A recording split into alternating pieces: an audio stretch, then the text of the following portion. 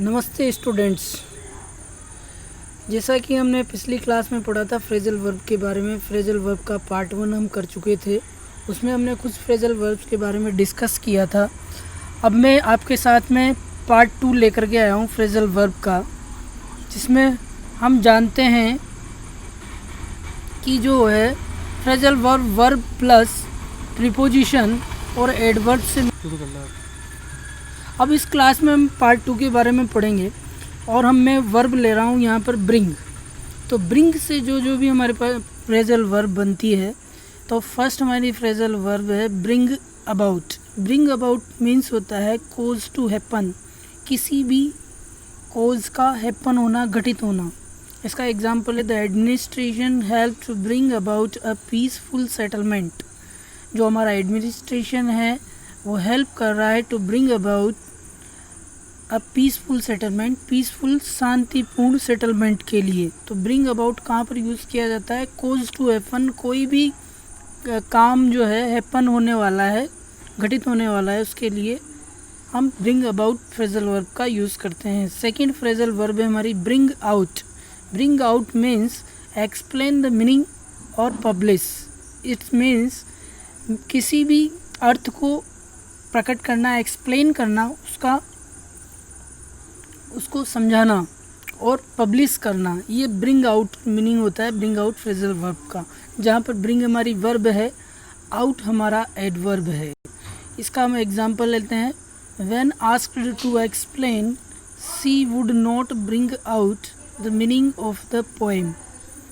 When asked to explain, जब explain करने के लिए पूछा जाता है, she would not bring out the meaning of the poem, उसके द्वारा जो पोएम का मीनिंग है वो पब्लिश नहीं किया जाता, मतलब वो उसको एक्सप्लेन नहीं करा पाती, उसके अर्थ को प्रकट नहीं कर पाती।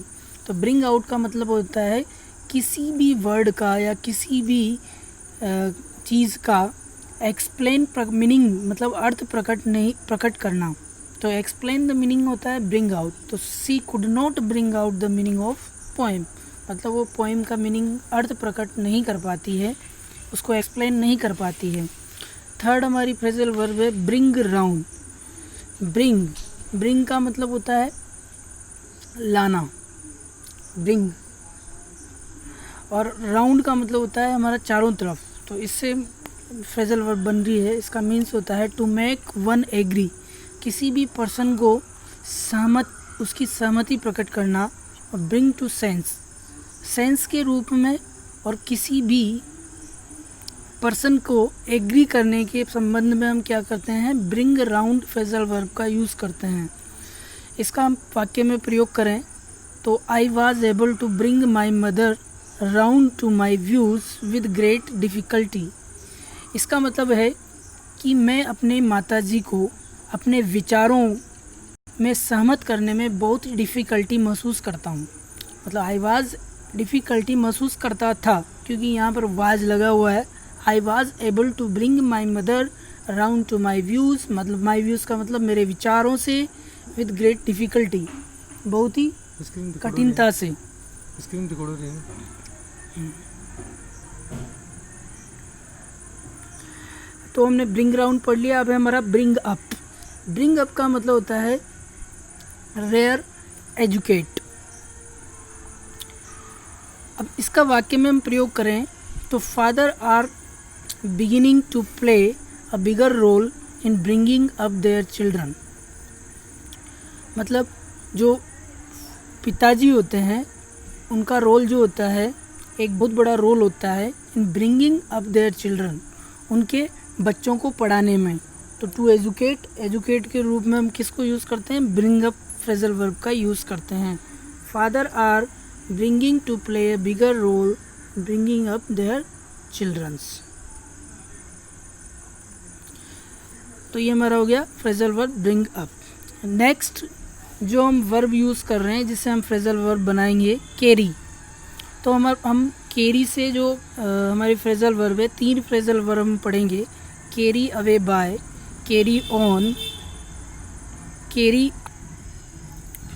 हाँ तो बच्चों हम देख रहे थे कैरी ऑन मतलब कंटिन्यू, किसी भी काम को कंटिन्यू करना। Now it is difficult to carry on this business in the teeth of stiff competition. इस कंपटीशन के ज़माने में जो है किसी भी बिज़नेस को कंटिन्यू करना बहुत ही डिफ़िकल्ट है, उसको कैरी ऑन करना बिज़नेस को। It is too difficult to continue to carry on the new business. Next phrasal verb है कैरी आउट। कैरी आउट मतलब इम्प्लीमेंट, ओबे और एग्जीक्यूट। किसी भी चीज़ को इम्प्लीमेंट करना, उसका पालना करना या उसको एग्जीक्यूट करना, इसका मतलब होता है carry out. It is not likely that your father will carry out the threat of disinheriting you. या एक और वाक्य में प्रयोग देखें कैरी आउट का। सिंपल वाक्य है, I will carry out this work before my exam. मतलब मैं मेरे एग्ज़ाम के पहले इस वर्क को क्या कर लूँगा, एग्जीक्यूट कर लूँगा, मतलब ख़त्म कर लूँगा, इम्प्लीमेंट कर लूँगा और इसकी पालना कर लूँगा। तो ये हमारी फ्रेजल वर्ब थी। हमने आज ब्रिंग की वर्ब के रूप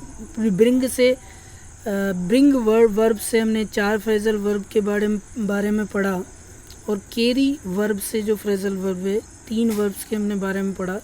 तो हमारी आज टोटल 7 वर्ब्स के बारे में हम पढ़ चुके हैं। अगर इन किसी भी फ्रेजल वर्ब से अगर आपको कोई प्रॉब्लम आती है तो कमेंट बॉक्स में इसके बारे में लिखें। और अगर आपको मेरी इस वीडियो पसंद आती है तो इसको लाइक करें, सब्सक्राइब करें। Thank you so much. धन्यवाद स्टूडेंट। जय हिंद, जय भारत। और दोस्तों, अगर आपको इस वीडियो में कोई त्रुटि लगती है तो आप मुझे सजेस्ट कर सकते हैं तो मैं अपने आप को बेटर कर पाऊँ। Thank you so much. धन्यवाद।